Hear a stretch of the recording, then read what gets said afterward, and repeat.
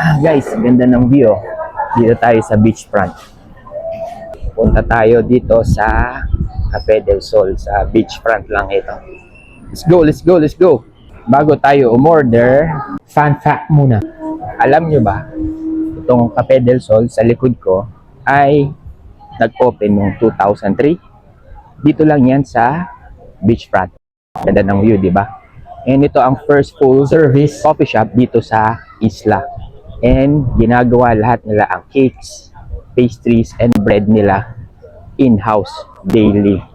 So, tara, order tayo. Good morning, sir. Welcome sa Cafe del Sol po.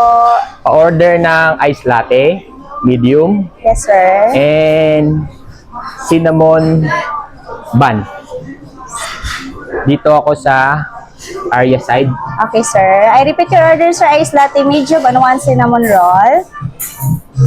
Yes, thank you. Thank you, Salamat. sir. Hi.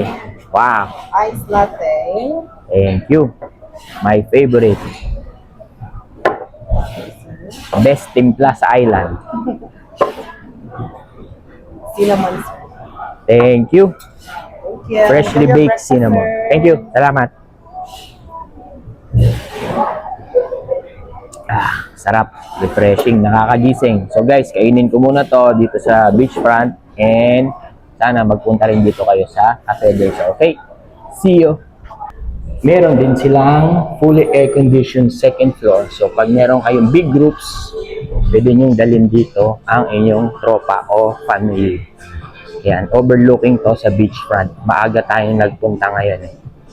Yan. So, ganda, di ba?